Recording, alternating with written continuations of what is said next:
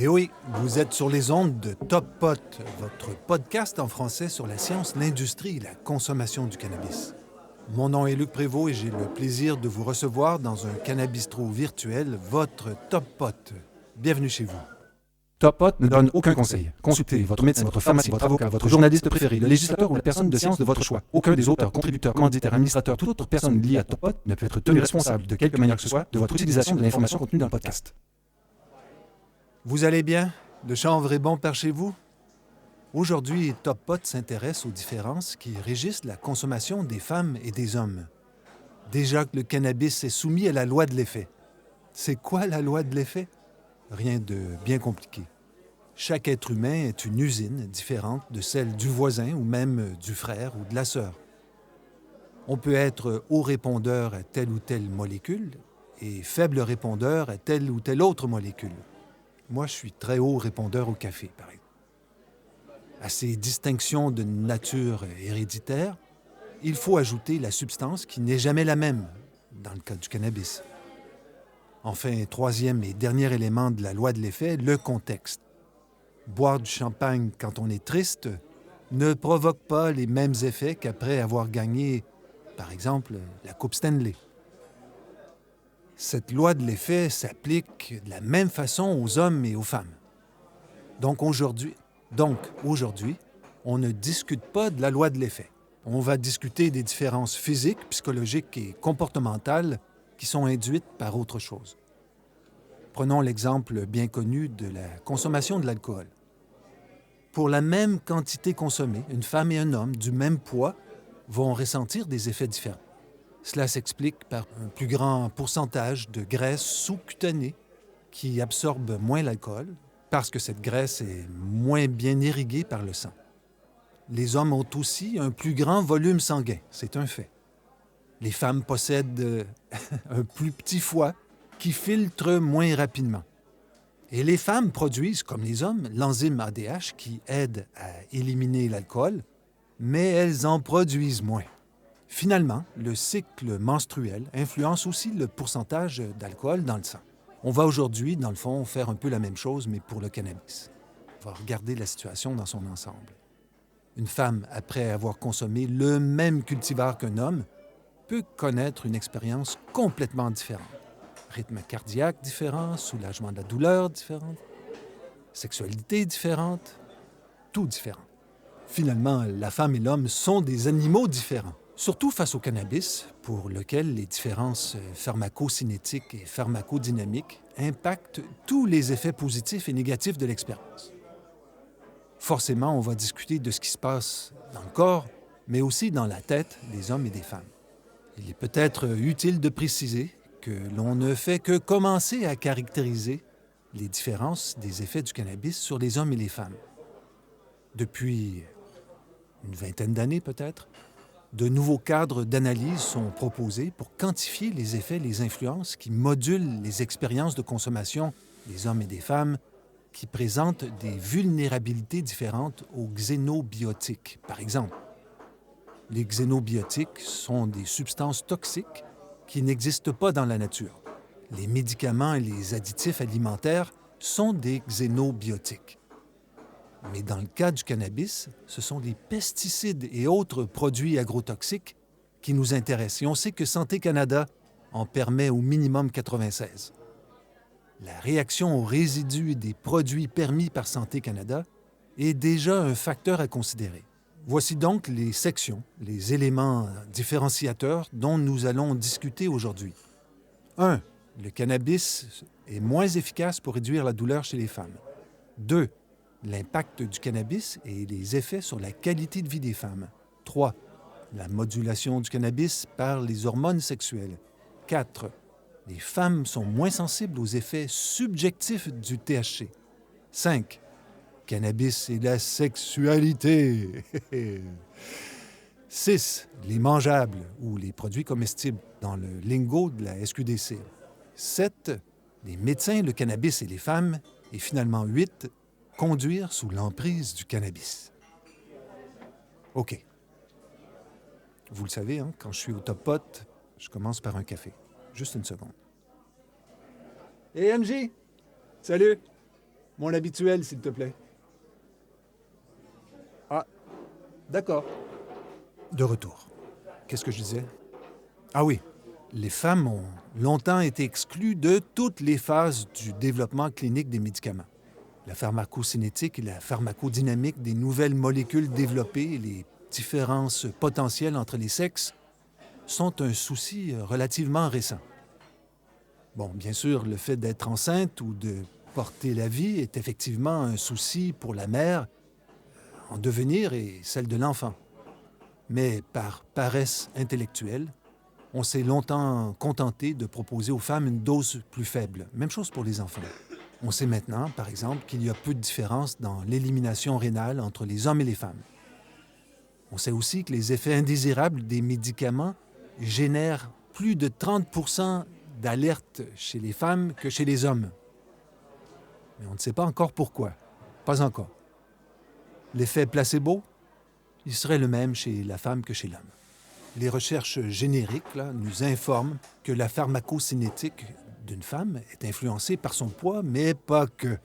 Il y a aussi d'autres facteurs comme une motilité gastro-intestinale plus lente chez la femme, une plus faible activité enzymatique dans l'estomac qu'un homme et un taux de filtration glomérulaire plus lent chez la femme. Comme la vidange gastrique est plus lente chez la femme, non, je n'ai pas inventé cette expression, est-ce que cela affecte la consommation des mangeables de cannabis? Je me la pose, cette question, mais je ne suis pas sûr que je vais trouver une réponse aujourd'hui. Tout comme on peut se demander si les femmes enceintes ou en âge de procréer doivent prendre le risque de participer à des essais cliniques. Ou, autre question peut-être, comment devraient-elles y participer? Entre 1995 et 2000, la FDA, Food Drug Administration américaine, a reçu 300 demandes d'homologation de médicaments. De ces 300 demandes, 163 ont validé la différence homme-femme et 11 médicaments avaient une différence pharmacocinétique de 40% qui était mentionnée sur l'étiquette des produits. Pourtant, aucun de ces produits n'offrait une recommandation de posologie pour les hommes et pour les femmes. Donc, vraiment, tout reste à faire dans les drogues de prescription comme dans le cannabis. Juste une seconde. Merci, MJ.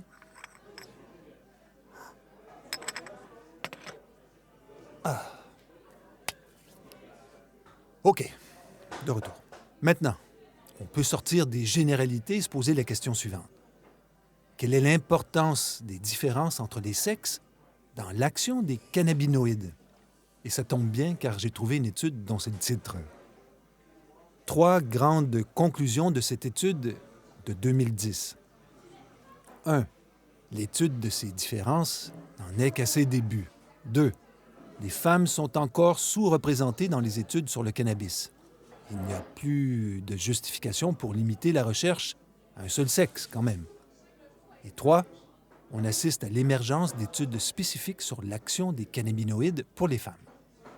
Cette étude, je l'ai dit, date de 2010. En 2018, l'étude « Le rôle modulateur du sexe et des hormones stéroïdes anabolisants androgènes dans la sensibilité aux cannabinoïdes » offre la conclusion suivante. Et là, j'y vais par respect plus ou moins texto. La différenciation du système endocannabinoïde induite par les hormones semble fournir une base biologique aux différences entre les sexes dans les comportements liés aux endocannabinoïdes, y compris les comportements liés à la récompense. Alors que les différentes actions des cannabinoïdes sont de plus en plus étudiées chez les animaux, les études contrôlées sur l'homme et la femme sont encore limitées. Fin de la citation. Alors, si vous êtes prêts, je reprends une gorgée. On y va dans l'ordre des sujets que j'ai énoncés juste avant de commander mon café. On commence par la section « Le cannabis est moins efficace pour réduire la douleur chez les femmes ». Le cannabis serait plus efficace pour réduire la douleur des hommes que celle des femmes. Une étude qui demandait à des sujets de plonger leurs mains dans de l'eau glacée a démontré qu'entre les hommes et les femmes ayant consommé du THC, les hommes pouvaient résister au froid plus longtemps. L'étude a toutefois été réalisée avec du cannabis qui faisait moins de 6 % de THC. Avec du cannabis plus fort, les résultats auraient pu être différents, forcément. Et si on tentait de voir pour les douleurs chroniques? La douleur chronique est 2 fois sur 3 un des principaux critères pour consommer du cannabis médical. Quel genre de douleur chronique? On peut penser au cancer, à la neuropathie, à la fibromyalgie, la sclérose en plaques, l'arthrite, la migraine, etc. Un des avantages du cannabis est qu'il provoque des effets secondaires moins débilitants. Et la dose fatale est aussi éliminée de fait. J'ai trouvé des études sur la réduction des migraines, mais sans distinguo homme-femme. Par contre, dans une étude de 2000, j'ai lu que les attaques de panique sont plus fréquentes chez les personnes âgées et les femmes. Donc, parce que jusqu'à très récemment, les femmes n'étaient jamais une priorité dans les tests cliniques, il y a peu de recherches sur ce sujet qui s'intéressent à la réaction des femmes comparée à celle des hommes. Mon ovni sur le sujet, mon opinion vulgaire non informée, le fait que les femmes, comparativement aux hommes, réagiraient moins favorablement au cannabis pour réduire les douleurs chroniques n'est pas une raison suffisante pour qu'elles se privent de l'aide du cannabis comme outil de gestion de la douleur. J'ajouterais, oui, qu'il est urgent d'inclure dans le design des futures recherches les mesures qui permettront de mieux comprendre les mécanismes d'adaptation spécifiques aux femmes. La question de l'épisode est: est-ce que le cannabis agit différemment sur les femmes? Et là, on va aborder maintenant la deuxième section de l'épisode. L'impact du cannabis et les effets sur la qualité de vie des femmes. L'acceptabilité du cannabis a encore un long chemin à faire au Québec et des recherches ont démontré les effets indésirables de la consommation du cannabis sur les mesures de la qualité de vie mentale des femmes. Mais les chercheurs croient que cela pourrait être causé par 2 faits séparés. Il y aurait d'abord des raisons sociales. Le cannabis a toujours été une affaire d'hommes. Dans l'épisode 9, Karine Cyr, qui est l'âme du groupe Facebook Des Fleurs Ma Chère, Karine me disait qu'à la polyvalente, le pot, c'était l'affaire des gars et les filles qui en voulaient devaient s'organiser avec les gars. Une autre Québécoise, Mireille Tessier, cette Québécoise qui a une boutique de cannabis en Alberta. Pour les curieuses, je l'ai interviewée dans l'épisode 36. Mireille, donc, en parlant des gens qui viennent maintenant à sa boutique, eh bien, elle dit « Avant, ils allaient voir leur gars. » Un pusher, c'était un gars. Maintenant, c'est un commis de la SQDC. Il y a d'ailleurs beaucoup plus de commis hommes que de commis femmes à la SQDC. J'ai une question pour vous. Une question pour confirmer ce que j'avance. Si vous consommez depuis quelques années avant la légalisation, combien d'entre vous ont déjà eu un gars qui était une fille? Moi, je fume depuis 45 ans peut-être, et je n'ai jamais eu un gars qui était une fille, jamais. Alors j'ai contacté Mireille Tessier, pour lui demander si elle connaissait d'autres femmes qui vendaient officiellement du pot dans une boutique comme la sienne en Alberta. Elle me dit que c'est rare, très très rare. Si on revient au Québec, j'ai en tête une histoire de la DPJ, la Direction de la protection de la jeunesse, je crois que c'est bien l'acronyme. Donc la DPJ qui a enlevé à une femme la garde de ses enfants parce qu'elle consommait du cannabis. Pas dans les années 60, en 2021, je crois. Elle consommait 1 ou 2 joints par jour, rien de plus. Boum, elle n'a plus ses enfants. Dans un autre registre, complètement. Là, je me promène en haut, en bas, de droite à gauche. En 2022, on trouve normal que des adultes se battent à coups de poing s'ils portent des patins. Dans un registre inverse, les femmes qui consomment sont encore mal vues. Pas que le cannabis, d'ailleurs, l'alcool aussi. Je viens juste de recevoir un message de Mireille qui me dit que pour l'ensemble de l'industrie canadienne, il y aurait seulement 14 % de budtenders ou herboristes qui sont des femmes. Et Mireille connaît seulement 2 ou 3 femmes qui sont propriétaires comme elle de boutiques. Le pot, ça a longtemps été une affaire de gars. Ça change, mais pas vite.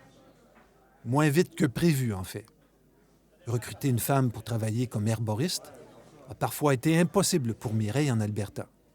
OK, on revient à notre sujet. Développer un trouble de consommation devient rapidement une vraie source de stigmatisation. Et parce que les hommes consomment plus que les femmes, la société civile est moins surprise par leur consommation. Les garçons se battent, ils imitent leur héros sur patin. On est dans le normal. D'ailleurs, beaucoup d'adultes ne veulent pas la fin des batailles dans la Ligue nationale de hockey. La femme qui fume, elle, s'affranchit et on l'attend au détour. C'est un peu caricatural ce que je raconte là, mais c'est un fait. Par contre, les chercheurs notent que les femmes qui souffrent d'un trouble de la consommation du cannabis souffriraient plus de leurs conditions que les hommes. Donc, stigmatisation sur la stigmatisation. La question de l'épisode est simple. Est-ce que le cannabis agit différemment sur les femmes? Considérons maintenant le rôle des hormones sexuelles dans la modulation des effets du cannabis. C'est une des pistes privilégiées pour comprendre comment le cannabis affecte différemment les femmes et les hommes. Et là, j'ai appris un nouveau mot, nociception, qui est la perception par l'organisme de stimulation nocive. Quelqu'un qui ne sait pas boire, par exemple, de l'alcool, il a sa nociception est fautive. Il ne s'aperçoit pas qu'il est de plus en plus mal et donc il dépasse la limite à cause de problèmes de nociception. Des tests chez les rongeurs montrent que le cannabis affecte davantage les femelles pour tout ce qui concerne les activités motrices et la nociception. À l'adolescence, les adolescentes réagiraient plus fortement et négativement aux effets du cannabis. Ces réactions seraient dues aux fonctions des hormones gonadiques. La gonade est une glande sexuelle qui produit les gamètes. Et les gamètes sont, et là c'est mon dictionnaire qui le dit, les gamètes sont des cellules reproductrices sexuées et s'unissent à une cellule reproductrice du sexe opposé. Alors, sécrété par les ovaires, l'estradiol agit, entre autres, sur la distribution des cellules adipeuses, le gras. L'homme produit aussi de l'estradiol, mais par le biais de la testostérone, complètement une autre voie de production. La présence de l'estradiol varie substantiellement durant le cycle ovulatoire, mais toujours dans des quantités infiniment supérieures à celles de l'homme. Ce n'est qu'à l'arrivée de la ménopause que la femme aura un niveau similaire à celui de l'homme. Les études chez les rats démontrent une désensibilisation et une régulation moins forte des récepteurs CB1 chez les femelles qui métabolisent le THC plus vite. Par contre, ça se complique et c'est merveilleux, les rats femelles métabolisent moins vite que les rats mâles si elles consomment du CBD avant de consommer du THC. C'est fascinant de voir que l'on sait beaucoup de choses et si peu en même temps. Ce qui nous amène à la prochaine section. Les femmes sont moins sensibles aux effets subjectifs du THC. Une des hypothèses qui circulent pour expliquer le ressenti subjectif différent des femmes suite à la consommation de THC serait que leur SEC, leur système endocannabinoïde, réagit différemment et que cette réaction serait indépendante de la dose, ce qui en soi est une petite révolution. On a testé une trentaine de femmes et d'hommes en leur proposant différentes doses, de 0, le placebo, à 30 mg de THC, pour ensuite évaluer leur capacité dans certaines tâches psychomotrices. Et c'est là que sont apparues des différences liées à la dose. Mais, c'est là que ça devient absolument fantastique. C'est une recherche, j'invente rien. Là. À la dose de 5 mg de THC, les femmes réagissaient plus fortement aux effets subjectifs que les hommes. Mais quand on augmente la dose à 15 mg, c'est l'inverse qui se produit. Les hommes réagissent plus fortement que les femmes. On n'est pas dans l'homéopathie, mais on ne comprend pas vraiment ce qui se passe. À petite dose, les femmes ressentent plus les effets du THC et c'est l'inverse à haute dose. L'humain est incroyable et l'humaine aussi. Les auteurs de cette recherche avancent que ces différences dans les effets subjectifs entre les femmes et les hommes pourraient expliquer une dépendance plus rapide des femmes. Une meilleure compréhension de ce phénomène est primordiale pour comprendre les risques particuliers auxquels sont exposées les femmes et les filles en particulier. On peut aussi penser que de cette compréhension pourraient naître de nouvelles stratégies qui pourraient déterminer les meilleures posologies pour des produits de cannabis médical pour les femmes. Et si on pousse le raisonnement à son extrême, on peut penser que le système endocannabinoïde des femmes est différent de celui des hommes. On termine cette section par un autre exemple incroyable. Vous savez, c'est quoi un blunt? C'est du pot roulé dans une feuille de tabac. Un joint, lui, vous savez, est roulé dans une feuille de papier. Dans une vraie recherche, je veux dire randomisée, en double aveugle, et avec un variant placebo, on a comparé les effets subjectifs, physiologiques et pharmacocinétiques du cannabis fumé, soit en joint, soit en blunt. Le résultat sur les effets subjectifs ou physiologiques comme la fréquence cardiaque ou la pression sanguine ou pharmacocinétiques comme la concentration de THC dans le sang? Grosse question, hein? Là, je vais tenter de citer texto la recherche. Les joints ont produit des augmentations plus importantes du THC plasmatique et des évaluations subjectives d'intoxication de force et de qualité de la marijuana par rapport au blunt. Et ces effets étaient plus prononcés chez les femmes que chez les hommes. Parenthèse. Les doses de THC étaient plus faibles. On a vu précédemment qu'à dose plus faible, les femmes réagissent plus fortement que les hommes. Donc, un petit bémol, hein? Je suis presque mélangé, là. Je reprends la conclusion de l'étude. Cependant, les blunts ont produit des augmentations équivalentes de la fréquence cardiaque et des niveaux plus élevés de monoxyde de carbone que les joints, malgré des niveaux plus faibles de THC dans le plasma sanguin. Ces résultats démontrent que fumer de la marijuana dans une feuille de tabac peut augmenter les risques de la consommation de marijuana en augmentant l'exposition au monoxyde de carbone et la fréquence cardiaque par rapport aux joints. Fin de la citation. OK. On passe à la section « Le cannabis et la sexualité ». La sexualité a toujours été un outil de contrôle. On le sait, hein? Marie, la mère de Jésus, est vierge.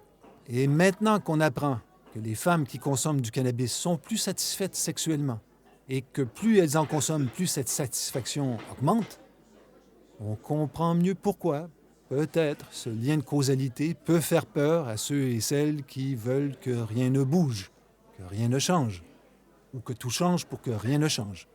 Le pot comme outil de libération sexuelle. Fallait y penser. Après la bicyclette. Mais ça, c'est une saga pour une autre fois.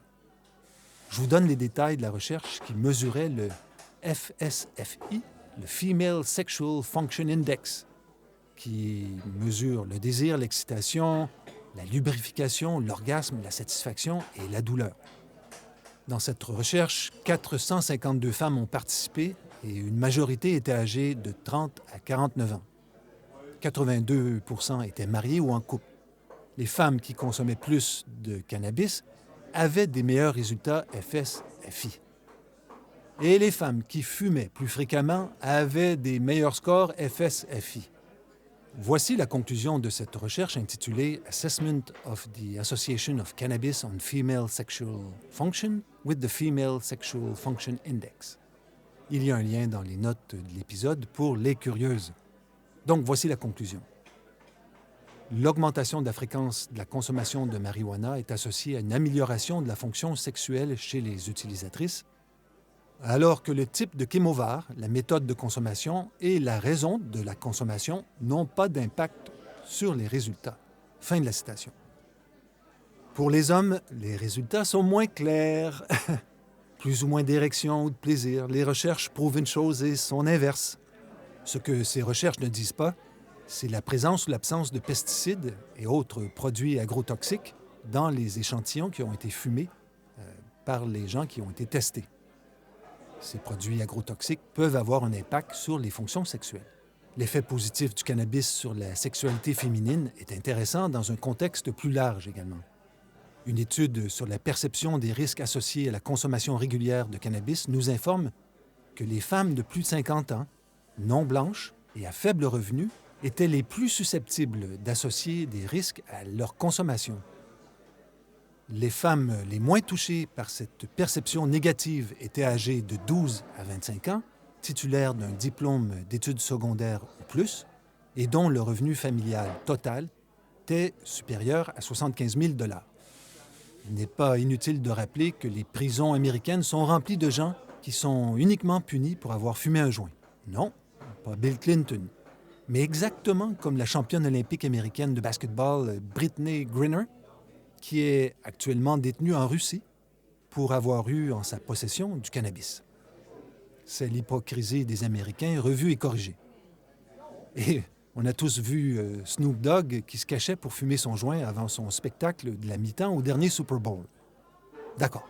On passe maintenant à la section des mangeables ou l'effet des produits de cannabis comestibles. On a vu que l'usage du cannabis est plus répandu chez les hommes et que les femmes se sentent davantage jugées par leur consommation ou pour leur consommation. Une des façons de contourner cette situation est de consommer des produits comestibles, ce que j'appelle les mangeables, plutôt que de fumer un joint. Et cette forme de consommation a aussi été étudiée. Les mangeables ont aussi d'autres avantages. On sait que, par exemple, 70 % des cas de lésions pulmonaires causées par le vapotage concernaient des jeunes hommes. Alors, fumer en public est un geste que les femmes tentent de dissimuler en lui substituant les mangeables qui sont invisibles, sans odeur de moufette et sans discrimination. Et qu'est-ce que la science nous dit à propos des différences de biodisponibilité des mangeables entre les hommes et les femmes? Eh bien, c'est l'activité des enzymes métaboliques de l'intestin et du foie qui serait responsable. Et ici, encore une fois, le rôle du cycle menstruel serait capital. Bien que l'on sache encore très peu de choses sur les variations des effets en fonction des modes d'administration entre les hommes et les femmes, il semble que des doses initiales plus faibles soient recommandées aux femmes. Faut plus de recherche? Faut plus de recherche? C'est la conclusion de toutes les recherches. La question d'épisode, j'y reviens, est le cannabis agit-il différemment sur les femmes?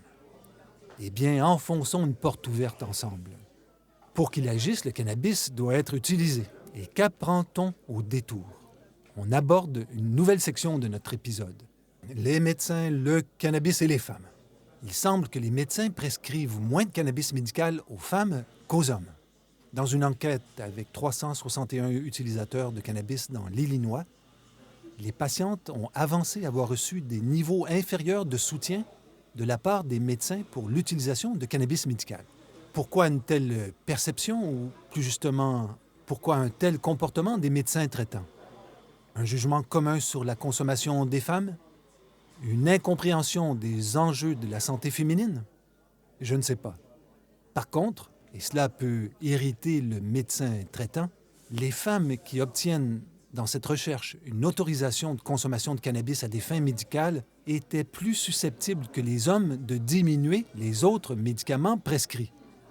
Ce comportement est une action qui remet en cause le traitement, mais aussi le médecin. Il y a sûrement d'autres pistes qui peuvent éclairer cette action du cannabis sur les femmes. J'en suggère une. Peut-être que lors de la consultation avec leur médecin, peut-être, je le dis bien, peut-être que les femmes se plaignent moins. Allez, on passe au prochain élément de notre discussion. Conduire sous l'emprise du cannabis. Est-ce que les femmes sont plus intelligentes que les hommes quand elles sont sous l'influence du cannabis? La conduite sous l'influence du cannabis nous donne un exemple probant, disons. En 2018, une étude américaine démontre que 43,9 %, 44 % des hommes interrogés conduisaient après avoir consommé du cannabis, alors que 8,7 % des femmes avouaient un comportement similaire. 44 % d'un côté, 8,7 % de l'autre.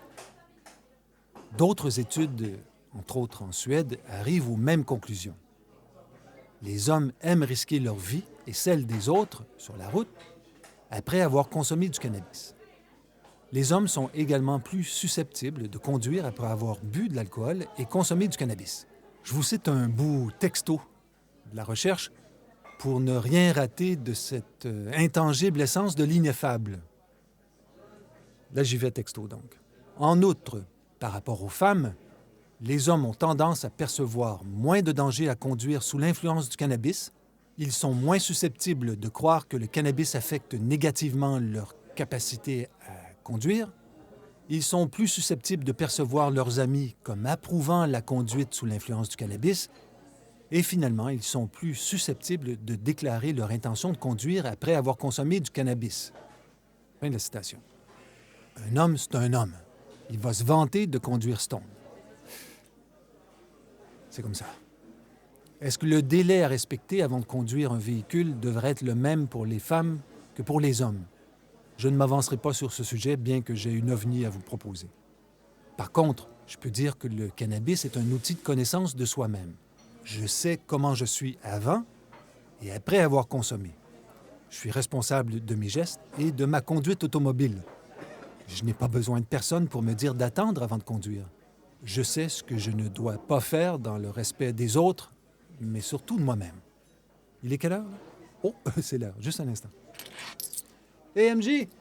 Merci beaucoup. C'était très bon, le café.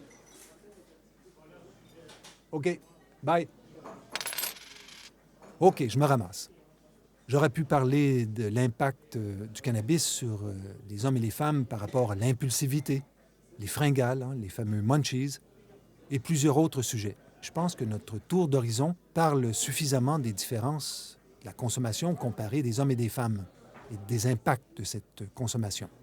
Ce que j'ai appris, et c'est peut-être ma découverte de l'année 2022, c'est qu'il y a de plus en plus de preuves qui démontrent que le système endocannabinoïde, le SEC, est sexuellement dimorphe, c'est-à-dire qu'il a deux formes différentes, une pour les femmes et une autre pour les hommes.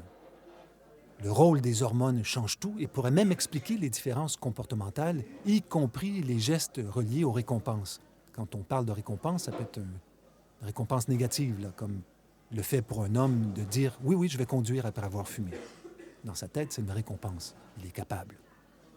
Le SEC, le système endocannabinoïde, est réceptif aux hormones et leur dialogue croisé diffère selon que l'on est un homme ou une femme. OK, je pensais avoir fait le tour du sujet. Puis, au détour d'une discussion avec Hemp Queen sur le Discord de Blackpool, j'ai réalisé que j'avais oublié un sujet, un gros sujet important, qui pourrait être capital pour mieux comprendre tous les sujets dont nous venons de discuter aujourd'hui. On a discuté des hommes et des femmes. Qu'est-ce qu'on a oublié? Oui, les trans. Comment les transgenres réagissent-elles au cannabis? Une étude sur 1210 adultes transgenres suggère des fortes différences de consommation entre les hommes et les femmes transgenres, avec une consommation nettement plus forte chez ces derniers, les hommes transgenres. Une consommation plus fréquente aussi. Nous avons vu plus tôt que le contexte, le niveau de vie, l'aisance sociale, la marginalisation, tous ces facteurs, il y en a d'autres, jouent sur la consommation, les peurs et les obstacles associés. Ce scénario semble aussi se répéter avec les transgenres qui viennent d'horizons sociodémographiques divers. J'ai vu dans ces recherches des positions extrêmement nuancées que je ne partagerai pas aujourd'hui car j'ai l'impression que je ne comprends pas tout. C'est sûr qu'on va y revenir dans un épisode prochain. Je partage par contre immédiatement une opinion vulgaire non informée avec vous, mon ovni sur ce sujet. J'ai l'intuition qu'une spécialité de médecine émerge avec le transgenrisme et que cette spécialité apportera des découvertes inédites. J'ai commencé l'épisode en évoquant la loi de l'effet, soit la personne et son corps, la substance et finalement le contexte de la consommation. Dans ma réflexion personnelle, à partir de maintenant, j'ajoute à cette liste des nouveaux critères, 4 nouveaux critères. 1. La voie d'administration. 2. La fréquence de consommation. 3. Le sexe. 4. Le cadre hormonal. OK, dernier ovni du jour. Je trouve parfois que certaines études faibles, et je le regrette, aient une portée médiatique très forte sans que cela soit justifié. Je pense entre autres à cette étude dont on a parlé aujourd'hui où les participants mettaient leurs mains dans de l'eau froide. Cette étude a permis à des millions de gens de dire qu'après avoir consommé du THC, les hommes résistaient mieux à la douleur que les femmes. Ce genre d'études finalement assez minces, eh bien, elles font le tour de la planète, suscitant de faux espoirs et beaucoup de désinformation. Mais j'imagine que ça va avec l'intérêt grandissant pour le cannabis dans des législations où la substance est encore interdite. Donc, on tente de magnifier la portée de ce remède qui est devenu un remède miracle. OK. Est-ce que le cannabis agit différemment sur les femmes? Je pense que la réponse est claire, que la réponse est oui. La réaction des femmes au cannabis diffère de celle des hommes. Il est aussi évident que dans ces avancées, la science médicale a tendance à moins s'intéresser aux femmes. Et c'est la bonne nouvelle, la nouvelle excellente. Et finalement, avec le cannabis, cela va peut-être changer, car il y a des enjeux économiques qui sont planétaires. Et voilà, c'était le 95e épisode de Top Pot. Questions, commentaires, critiques, n'hésitez pas à m'écrire. lucprévost@mail.com. Je vous remercie pour votre écoute, vos partages et vos suggestions. Allez, bonne semaine, beaucoup de bien-être et bon change.